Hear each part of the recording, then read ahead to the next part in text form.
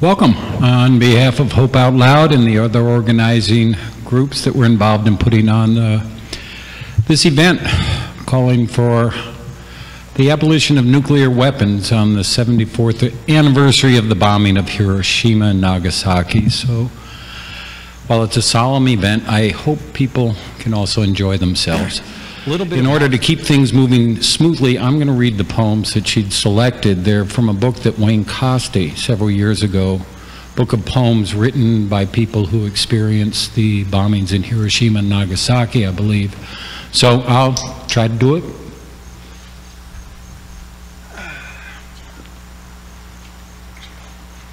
First poem is entitled Hiroshima, August 6, 1945. It was a clear sky, the air tingled with heat and promise, as men and women set off for work and kissed their mothers goodbye. As the bomb drifted towards Earth, city people walked with small steps along narrow roads across graceful bridges on their way to oblivion. The shadow of the bomb slipped away from time, escaping the roar and blast and cruel heat that stopped the city.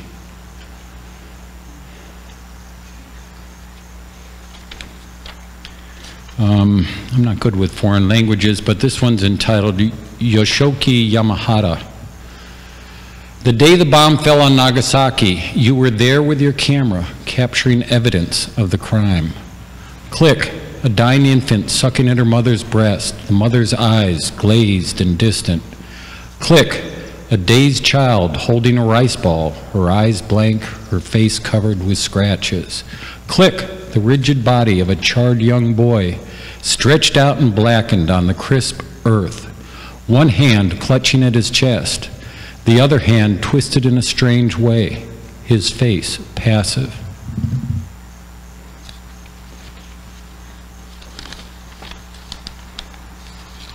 The third poem Barbara had selected for us was 10 Reasons to Abolish Nuclear Weapons.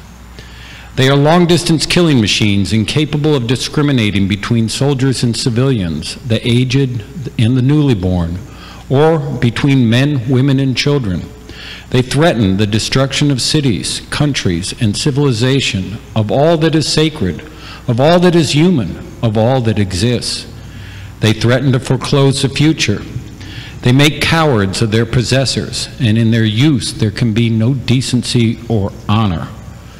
They are a false god, dividing nations into nuclear haves and have-nots. They are a distortion of science and technology, twisting our knowledge of nature to destructive purposes. They mock international law, displacing it with an allegiance to raw power. They waste our resources on the development of instruments of annihilation. They concentrate power and undermine democracy. They corrupt our humanity. Thank you.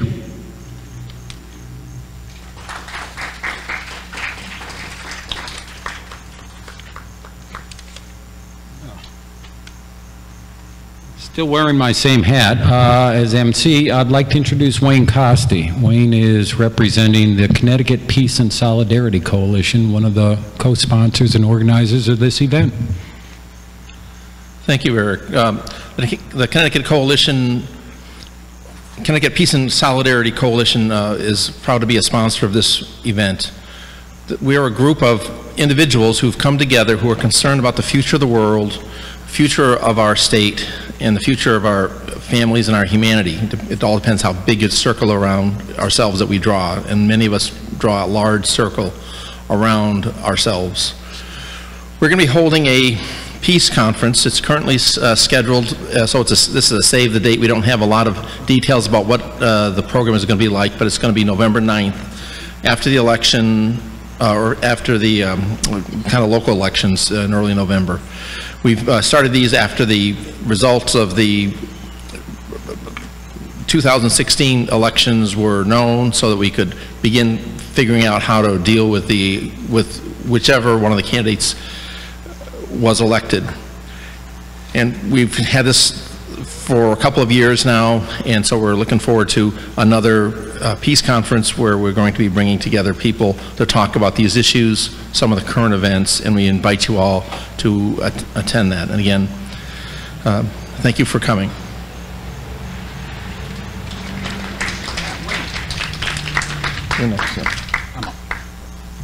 Okay. I handed out programs, so it's no surprise that the next person coming up is Mitch Linck. Mitch is an anti-war Marine veteran. He served in Iraq in 2006. He's a member of 350 Connecticut Peace and Solidarity Coalition and Socialist Action. We asked Mitch to really try to make the program relevant to action steps, since I'm assuming most people here know why they're against nuclear weapons and have a pretty good background in it. We asked Mitch to really talk about the fact that instead of our current generation of nuclear weapons is aging out, which to me is an ideal time to eliminate them, but instead we're withdrawing from most of the nuclear treaties. I think there's only one left, nuclear weapon treaties, and under Obama began a $2 to $3 trillion process of upgrading the nuclear arsenal to replace the weapons that are becoming obsolete. So we asked Mitch to give us a little bit of information about that, because this is something that really Joe, who coordinates a lot of the legislative action, is very relevant to getting in touch, especially in Connecticut, where we have a strong defense industry, really working to stop the nuclear arm race that's once again beginning. So Mitch, come on up. We're glad to hear from you. Thank you. Thank you for the introduction. I appreciate it. And I want to thank everyone for being here for the remembrance of the United States dropping nuclear weapons on civilians 74 years ago today. The world changed forever that fateful day, and we have been unable to put the genie back in the bottle, so to speak. The United States used these weapons and chose its targets carefully. It is widely accepted that Hiroshima and Nagasaki were chosen because they had been mostly spared the firebombing attacks prior to the dropping of the atomic weapons. Hundreds of thousands died in an instant, and more due to the aftermath of the explosions. And even after the horror that was seen on those days, we have seen the development of stronger and stronger nuclear weapons and an arm race that continues to this day. The power that these weapons have is unknown currently, but the largest test we had seen is staggering. The firepower of the world's combined nuclear arsenal could end life on this planet. And a new breed of nuclear weapons is being manufactured and put into the United States arsenal, and is hopefully to be, the government hopes it's deployment ready by September. And these are called low-yield nuclear weapons. These bombs are not the massive city enders that we have come to know. These are to be used to defend strategic positions. So they're much smaller weapons that are designed to blow up infrastructure or use on enemy targets in a much smaller radius. And we must oppose the use of these new weapons and the implementation of them. These weapons, if used, could bring us closer to the threat of an all-out nuclear war. And with our current foreign policy of ever-increasing pressure and the constant tweeting of the president, we're standing on a precipice that once passed we cannot go back on. Over the next decade, the United States plans to spend $494 billion on developing and maintaining its nuclear arsenal. Weapons, once used, will destroy life on the planet. Let's try to put that figure in context, because billion's kind of a hard number to wrap your head around. That's about $50 billion a year, $135 million a day, or $5.6 million an hour. In comparison, right now, we spend about $70 billion on food stamps to feed hungry people in this nation. The military budget is $733 billion a year. Broken down, that's $83.9 billion per hour. Each and every hour. And what good has these expenditures done for us? Have they made the world a safer place? I don't think so. 40% of Americans are one paycheck away from poverty, and a majority of Americans have no savings whatsoever. We cannot afford our health care. Young folks are saddled with student loan debt from seeking education. We're pumping so much CO2 in the atmosphere that we're going to do irrevocable harm to the environment and possibly destroy the sustainability of life on this planet. We have a myriad of problems to deal with in this country, and it is time that we no longer waste our resources on weapons that will bring around the end of the world. The only thing that will change the reckless construction and implementation of these weapons of insanity is when those of us who are able are no longer idle, and we demand that they be destroyed. We need to revitalize the anti-war movement, which has a strong emphasis on dismantling the United States nuclear arsenal. We must come together with other movements: the fight for immigrants' rights, the fight against climate change, the fight for Black Lives Matter, the fight for the LGBTQI rights. We must join our voices together and take action to say this madness must end. There is no more room in our hearts for this type of destruction, and there will never be a time when we feel these weapons are justified. I was 17 years old when I joined the Marines, and I thought I could go to Iraq and bring freedom, that I could liberate a people. I found very, very quickly that that was not the mission in Iraq. I found that wars fought by a nation that is controlled by the wealthy few will always be senseless. I was taken in by the idea that the United States was the moral leader of the world, that we were just and right. How far away from the truth I was took me time to realize. When working people of this country can come together and fight together, we get to decide what the future looks like. I want us to be on the right side of history, the side that says enough with this madness. We can be the leaders to show the world that there is no need for war. There is no need for these weapons of mass destruction, and that a world in which these weapons exist will always be on the brink of disaster. We say no more. I want to thank everyone for being here tonight, and I want you to keep the memories of this travesty of what the United States did on those fateful days 74 years ago. And I want you to dream of a better world. And together we can start building it. Thank you.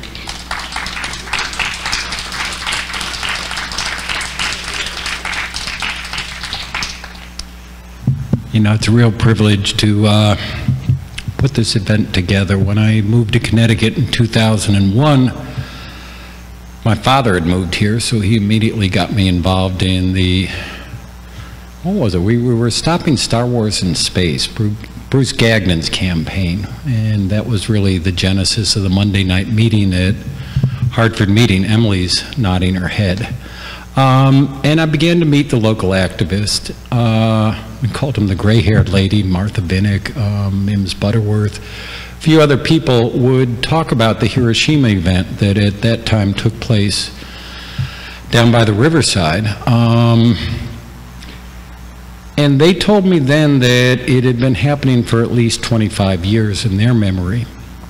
So that means that we've been having this event on August 6th or August 9th here in Hartford for at least 50 years. I know my family lived here in 1956 to 1963, and my first activist event was a 9-mile walk. That was the radius of a hydrogen bomb at the time. They're actually much more powerful now. In 1959, I was 6 years old, so I know that Hartford's had a very active voice in calling for nuclear weapon disarmament. At least in the last, well, since 2002, the lead spokesman in Hartford for nuclear weapon abolition is Joe Wasserman. Joe is, yes, Joe. Pleased to say, not just a fellow activist, but I consider Joe a friend of mine, but he is incredibly persistent. There are other words for it, but Joe just keeps pushing and pushing, and he has been the voice to keep us all organized and moving forward and maintaining a focus on nuclear weapon disarmament, which really was the issue that started the modern peace movement, and somehow it's been dropped. It's hardly part of the national dialogue. We're replacing the nuclear weapons, and I doubt 1 in 100 Americans is even aware of this. We're about ready to spend $3 trillion, and I doubt 1 in 100 Americans is aware of it. So Joe is here to really talk about his work and what you can do to work with the federal legislators. Our elected officials on a federal level are really the ones who have control over this, even though it's the civilian centers that are affected by nuclear weaponry. So without further ado, Joe Wasserman.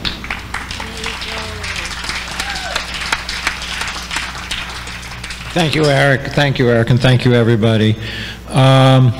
Yes, many of you have written little notes to two senators and congresspeople just now, and I thank you. To oppose nuclear weapons on hair trigger alert, which gives us very few minutes to respond to a perceived attack, whether it's real or not, and to oppose the development of these new forms of nuclear weapons, which are extremely insidious, these low-yield nuclear weapons, which may be being brought into our conventional warfare machinery, and that's an extremely dangerous thing. We're going to deliver these letters Tuesday morning at 10 a.m. I'm meeting in front of Senator Blumenthal's office. I'm going to circulate a sign-up sheet for those that, if you think you could join us. That's 90 State House Square, just across the street from Constitution Plaza. And we'll deliver it to Senator Blumenthal's office, try to talk to some aides, and then to Senator Murphy's office, and we'll try to fit in John Larson's office. Again, trying to talk to some aides and leaving those letters. In the meantime, you could be calling our senators and congresspeople to get them to sign on to the resolutions to cut funding for the low-yield nuclear weapons. And it's come by the table, and I'll give you the information. It's on our list of peace resolutions. One is S401, which Senator Murphy has signed off on, to cut funding for low-yield nuclear weapons. We need to get Blumenthal to sign on to that, and we need to get Larson to sign on to the House version, 1086. So come by and pick up a copy of the peace resolutions and call every week, if you can, to their offices and say you want them to sign, you want Blumenthal to sign on, and you want Larson to sign on to those resolutions. And there's other peace resolutions on there. And if you haven't done a letter yet, please come by the table and do a letter. If you have done one to one senator, maybe write a letter to the other senator. Please join us Tuesday morning at 10 a.m. Yes, the world has come too close to nuclear war too many times. There's these cases of where the Russians thought they were attacked. It turned out to be a weather satellite. There's problems with the radar systems, which is why we need to have international dialogue and international cooperation to reduce the threat of nuclear war, not a climate of hostility. Especially a climate of hostility between the U.S. and Russia is extremely dangerous. Thank you.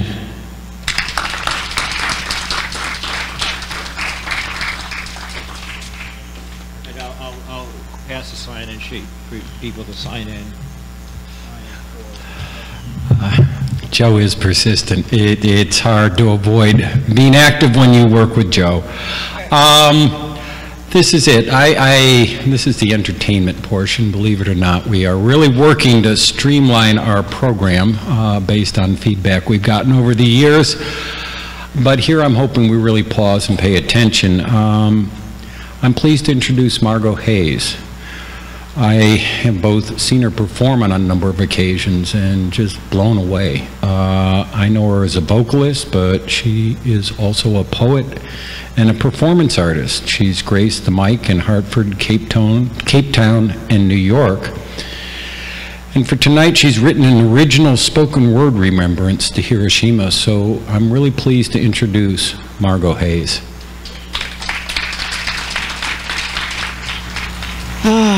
Boy, it was hard to write this piece. Is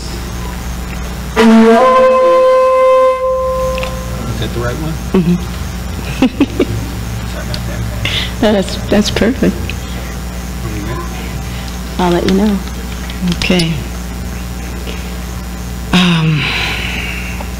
There's a tune that Sting wrote some time ago. It's called Fragile. So I'm going to do that a cappella. When blood will flow, when flesh and steel are one, drying in the color of the evening sun, tomorrow's rain will wash the stain away, but something in our minds will always stay. Perhaps this final act was meant to clinch a lifetime's argument that nothing comes from violence and nothing ever could. All those born beneath an angry star, lest we forget how fragile we are. On and on the rain will fall like tears from a star, like tears from a star. And on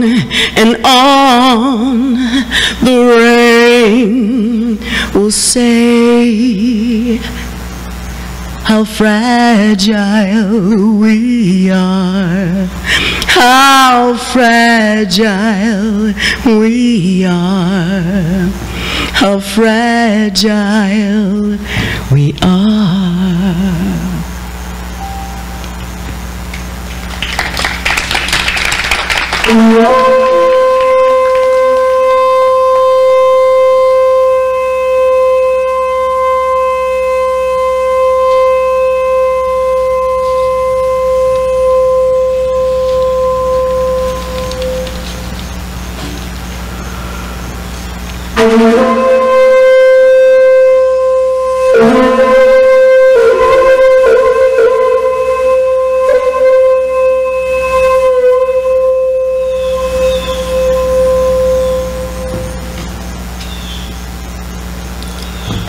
In the ceaseless flow of time, those who learn nothing mistake weeping for singing.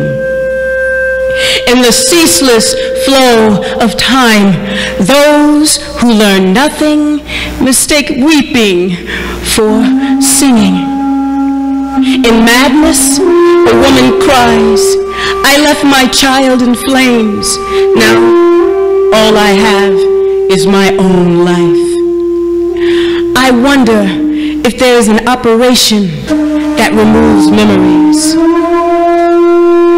Where is a cure for my pain-filled heart? The heavy bones must be the teacher, and alongside small skulls are gathered.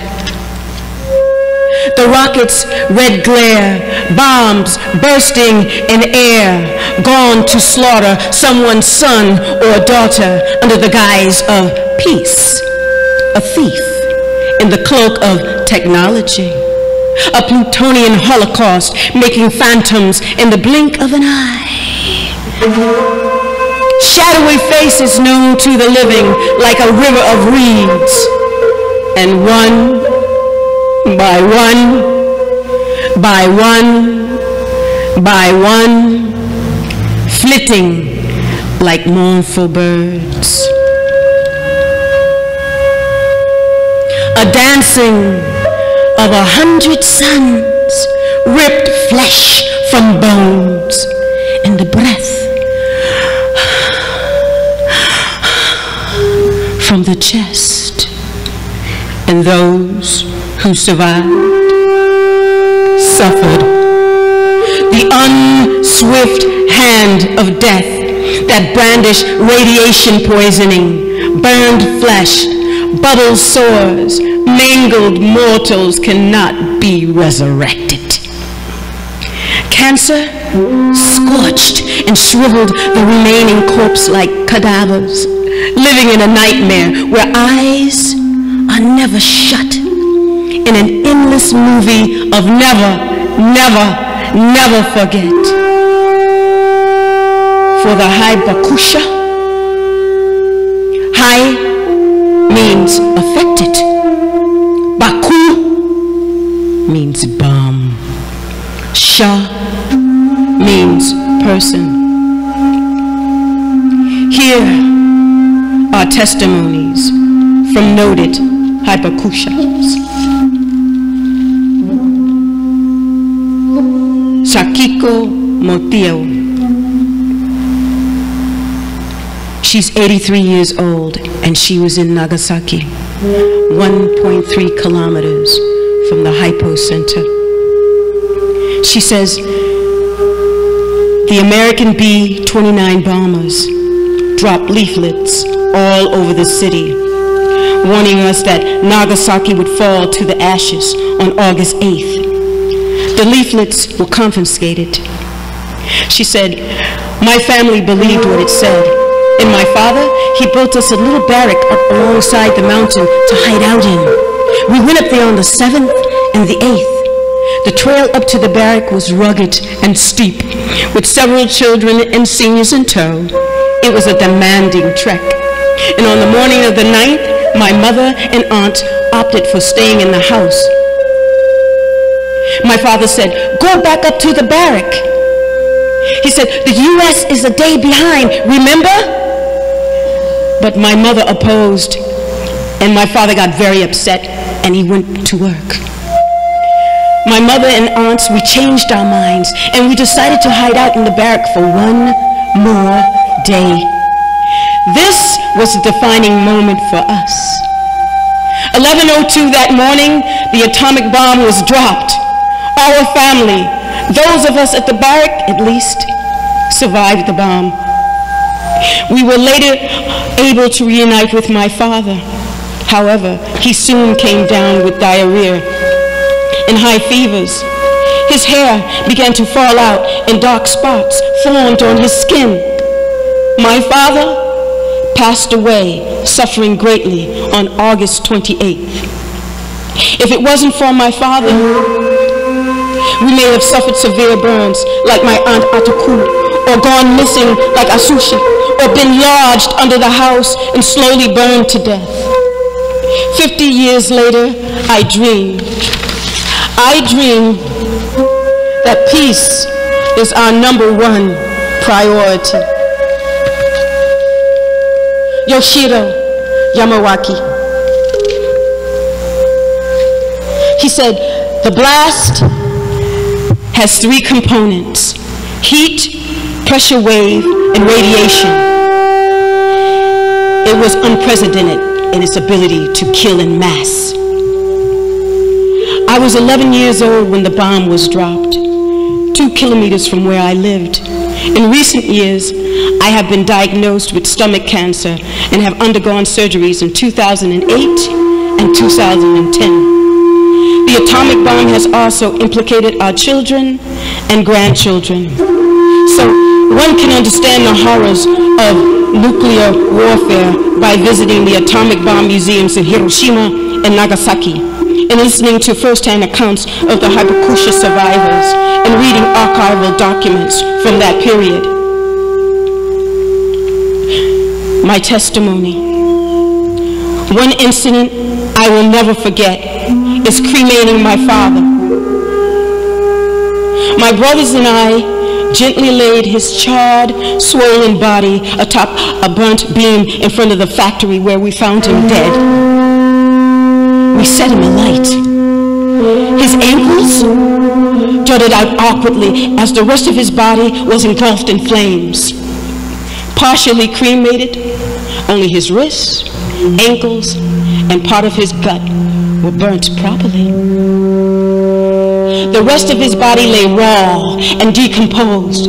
I could not bear to see my father like this. We have to leave him, I urged my brothers. And finally, my oldest brother gave in, and he suggested that we take a piece of his skull, and this is based on a common practice in Japanese funerals in which family members pass around a tiny piece of his skull with chopsticks after cremation and leave him be. As soon as the chopsticks touched the surface, however, the skull cracked open like plaster and his half-cremated brain spilled out. My brothers and I screamed, and we ran away, leaving our father behind. We abandoned him in the worst possible state. Yosojiro Tanaka, you are only given one life. So cherish this moment, cherish this day. Be kind to others. Be kind to yourself. I pray for peace. Furthermore, I pray that not a single Japanese citizen falls victim to the clutches of war ever again. I pray with all my heart. I pray with all my heart. I pray, I pray, I pray, I pray, I pray, I pray.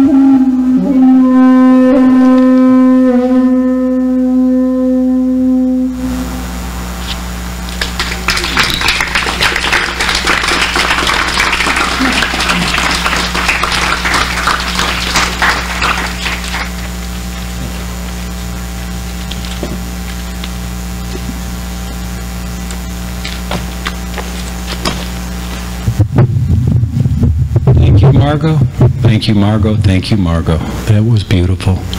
I think she brought home the intensity of the consequences of nuclear war. One of the things to realize is nuclear weapons aren't really military tactical weapons. They're targeted at civilian populations, mainly large cities, and they're really used against the citizens of countries, not the military. So it's particularly moving for me, at least, to get in touch with the experience of people who have been through a nuclear blast. Thank you for helping us. Next up on the program, we're really pleased to have a representative of the United Nations Association of Connecticut.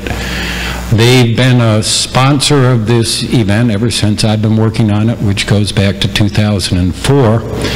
And this is the first time they've really agreed to get up and speak, and it's in part because the Secretary General of the UN has really started an initiative focused on trying to achieve global disarmament. Dave Roberts is retired San Diego County Supervisor and former mayor of Salina Beach, California.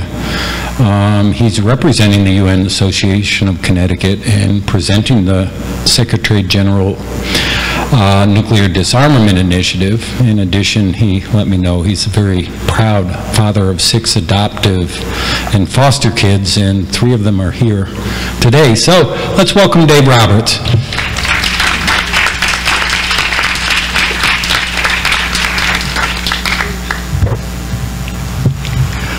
Well, first of all, Margaux, again, we have to say thank you. You really set the tone for tonight's event.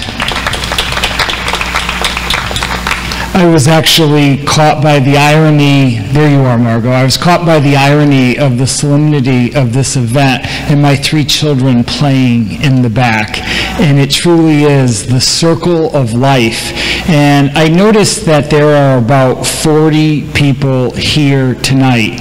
You know, there should be hundreds, if not thousands, of people here demanding that our government take action. As Eric said, I'm Dave Roberts, and my family's been here in Connecticut since 1629. I'm the 13th generation, but I left and moved to California, and I got involved in politics. I know to some that's a dirty word, but I got involved in politics because I had an issue with the foster care system, and I thought it could be improved. And I ended up adopting 6 of our foster children. As you heard, 3 came with me here tonight, and I was trying to explain what today's event was about.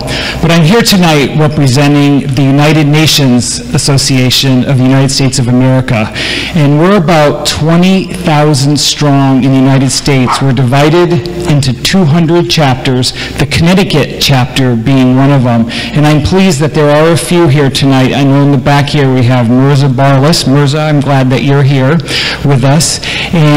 But if you don't know, the United Nations Association is dedicated to supporting the United Nations. And we were actually founded in 1943, and its purpose was to help create an organization that could win the peace following World War II. And one of the things that this association did was pull together 42 nonprofits, because a few of you have asked me why I'm wearing a Lions shirt, and it's another hat that I wear. The Lions Clubs International were one of the 42 organizations that were pulled together to help write the charter for the United Nations. And they are still actively engaged in the United Nations today. And I actually take a group of Lions to the UN every year for an annual event. Now, the UN Association really took off in 1953 when Eleanor Roosevelt, the former First Lady and our UN representative, retired, and she literally walked into the UN Association and she said, I want to help grow this organization. And so up until her death in 1962, that's exactly what she did, was to help grow the UN Association. Now, Margaux and others have touched on, we're here because it's the 74th anniversary of that terrible event in Hiroshima and Nagasaki. A few months after that, on October 24th, 1945, the United Nations was born when the charter was signed, and it was launched originally in San Francisco, California.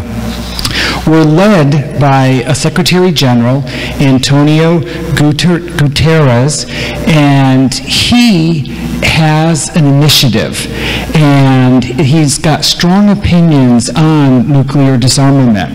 And for those that don't know, before he ended up at the United Nations, he was the Prime Minister of Portugal, and before that he was the President of Socialist International. So I think when he speaks, we really should listen to what he has to say. And I hope when we go next Tuesday delivering these letters, not only will we support the U.S., but the United Nations. And I want to read you just a piece of what the Secretary General had to say, and I quote, "There is an urgent need for disarmament of all kinds, especially nuclear disarmament. This is the backdrop to the Global Disarmament Initiative that I launched in May of 2018. Disarmament is a driving force for maintaining international peace and security. It's a tool for ensuring national security. It helps to uphold the principles of humanity, promote sustainable development, and protect civilians. My agenda for disarmament is based on concrete measures," and Eric said he wants concrete measures, but this is what the Secretary General said, "My initiative for disarmament is based on concrete measures that will lower the risk of nuclear annihilation, prevent conflict of all kinds, and reduce the suffering that the proliferation and use of arms cause civilians.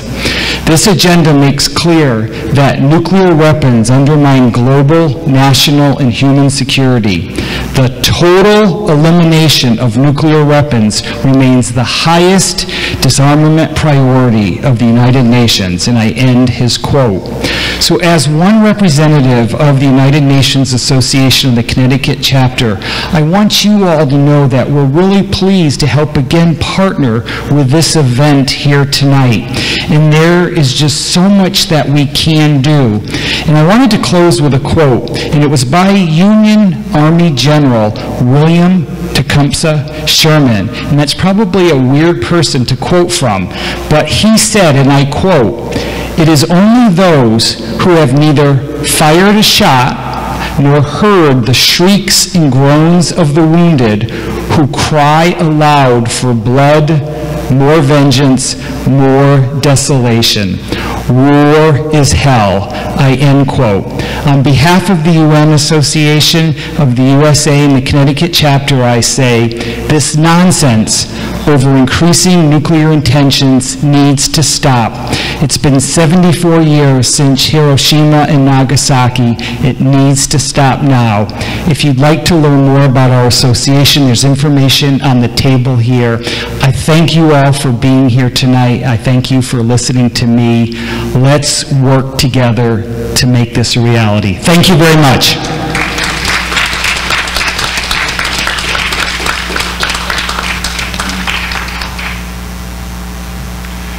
Karen Shanahan, who helped organize this event as part of Hope Out Loud,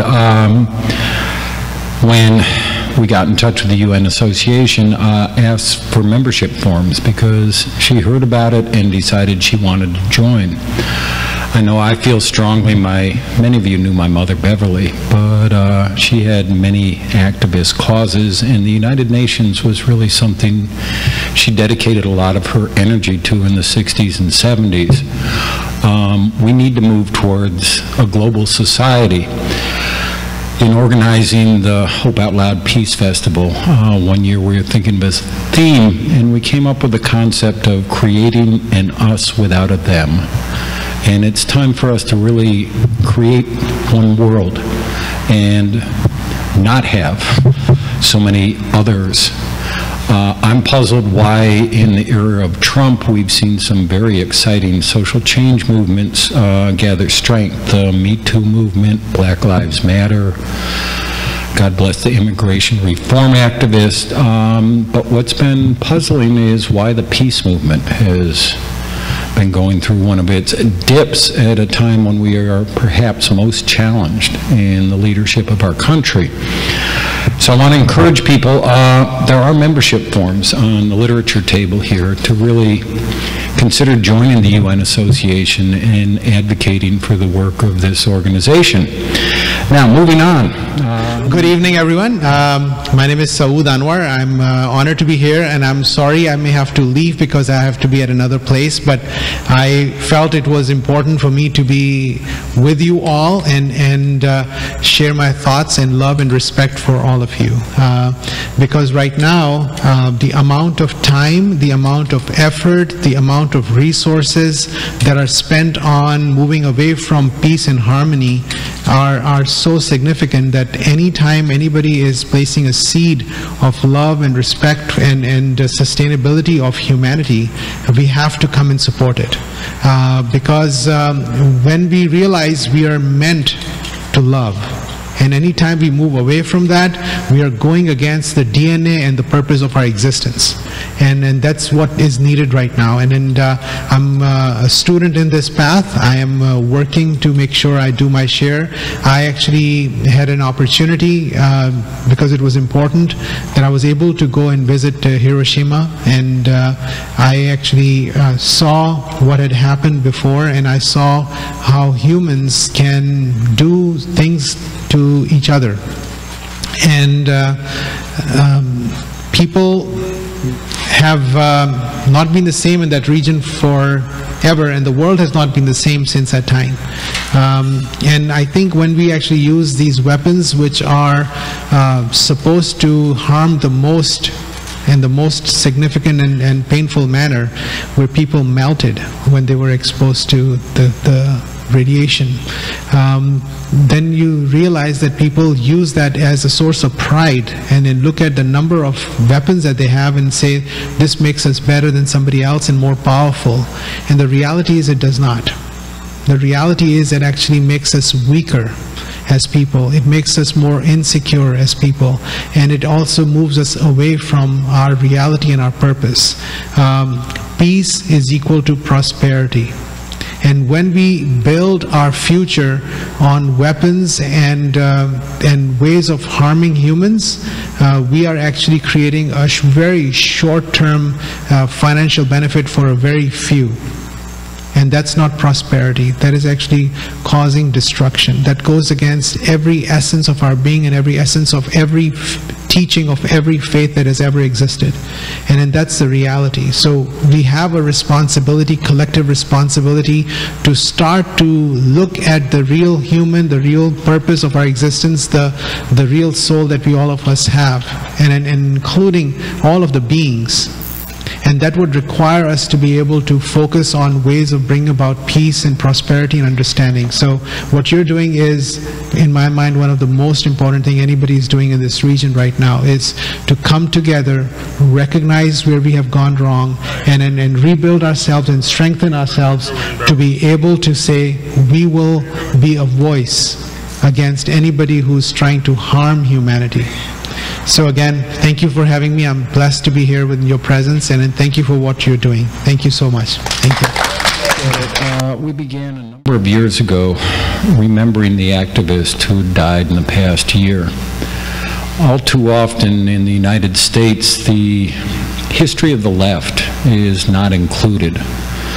Or if it is, it's generally in a derogatory term, and yet many people in America dedicate their lives to progressive social change and have since the founding of our country. And one of the more remarkable things when you look back on it is we've always been right. I don't know about you, but I go crazy when they bring on the experts on TV, and these are people who for the last 20 years have been wrong. And I don't know why they're still considered experts.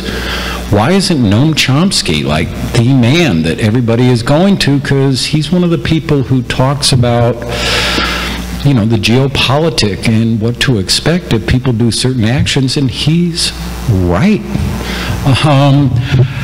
We talk about in the media, we hear about the dialogue and the debate, and there are two sides. Yeah, but nobody says, hey, one side's right and one side's not.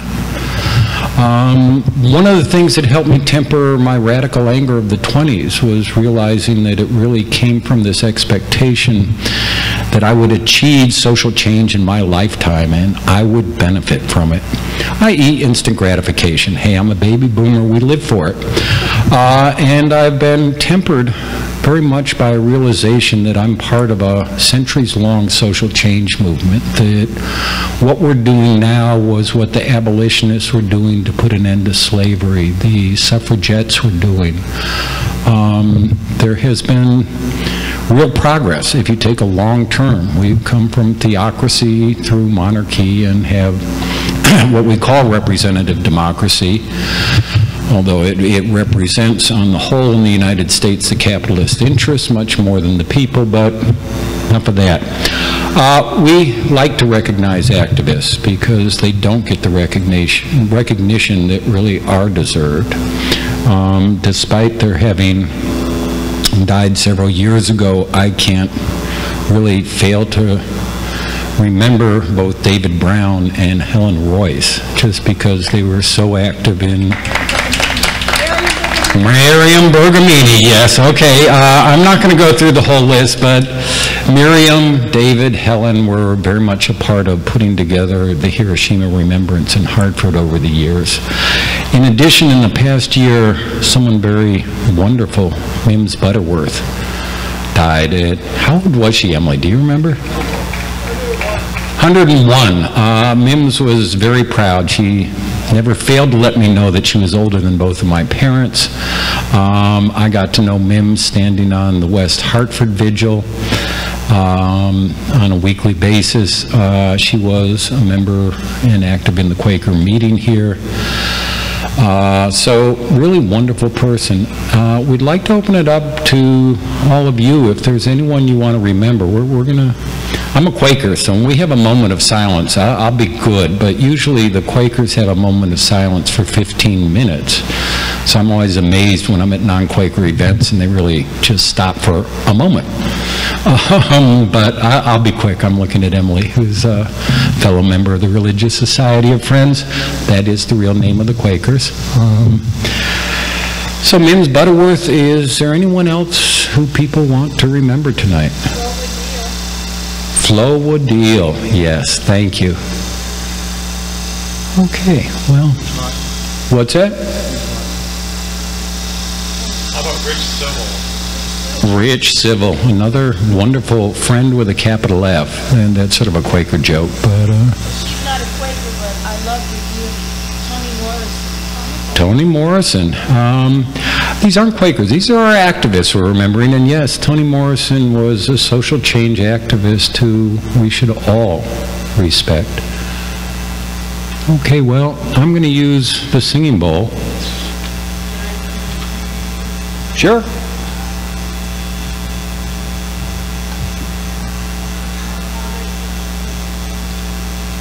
Oh, I was just going to ring it.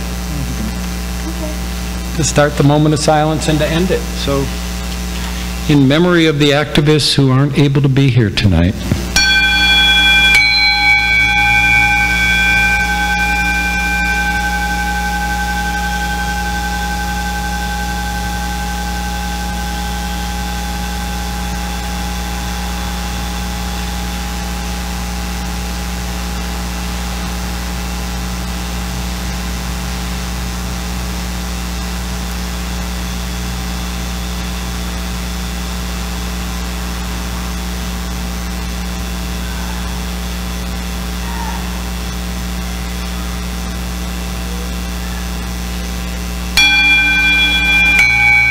They are missed.